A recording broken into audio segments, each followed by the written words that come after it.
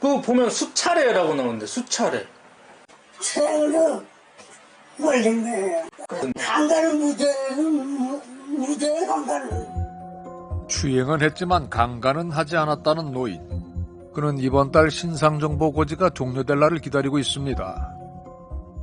그럼 교도소에 계실 때 막 그 뭐 치료 같은 것도 해요? 무슨 치료? 그러면 이제 그 안에서 뭐 교육 시스템 같은 게 있어요? 교육 시스템이라는 걸 세미나 그들고 성교육 같은 거예요? 뭐 어디 뭐 초등학교 몇 미터 접근 금지 뭐 이런 것도 선생님한테 하지 말라, 뭐 어디 초등학교에 들어가지 말라 뭐 이런 명령도 있었어요? 출소하실 때.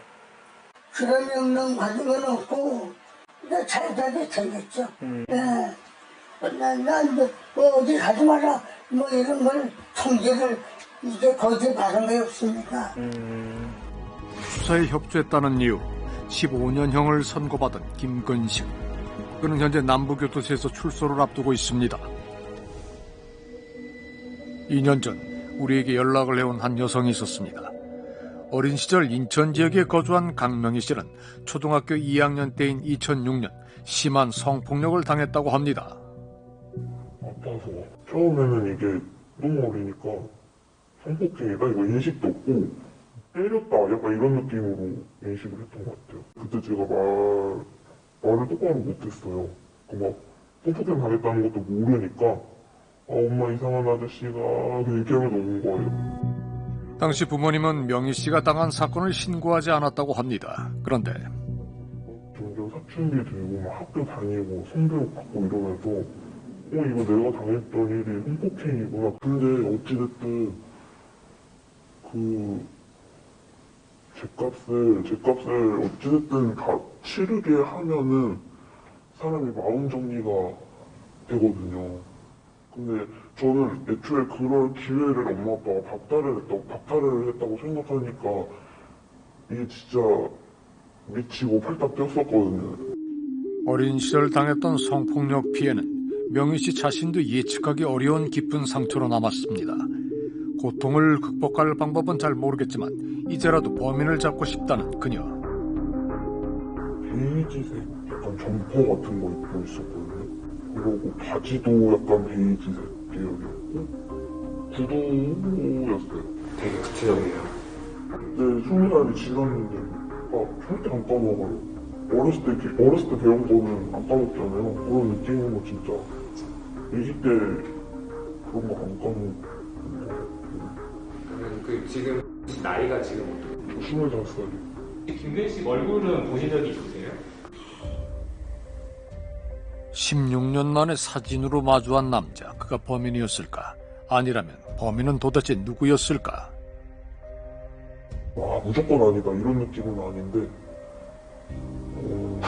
약간 외모적인 거에서 아니다라는 느낌보다 수법이 많이 다르지 않나.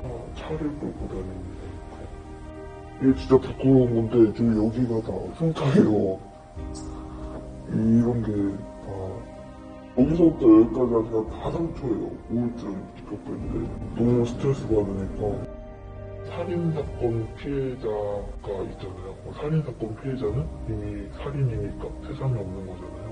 근데 살인사건 피해자의 유가족들이 느끼는 고통을 피해자 본인이 직접 느끼는 게 성폭행인 것 같아요. 살인 피해자는 이미 세상에 없지만은 유가족은 그걸 기억하고 계속 사실 안고 가잖아요.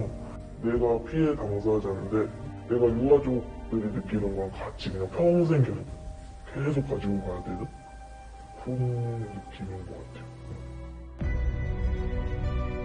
아이들에게 지울 수 없는 고통을 남긴 범인들. 미성년자 성폭행범을 일컫는 말은 바로 영혼의 살인자입니다. 김근식의 출소를 앞두고 가장 먼저 걱정이 된 건 2006년 선한 마음으로 타인을 도우려고 했던 12명의 아이들이었습니다. 지금은 어른이 됐을 이들이 자신의 삶을 바꿔버린 영혼의 파괴자를 다시 만나게 된다면 어떤 심경일까요? 전문가들은 여전히 김근식의 재범 위험에 대해 우려합니다. 우리는 직접 전문가에게 김근식의 재범 위험성 진단을 의뢰했습니다. SSPI2 검사는 소아 성도착증의 재범 가능성을 평가하는 진단 검사입니다. 각각의 항목에 김근식의 범죄 사실을 적용해 보면 이렇습니다.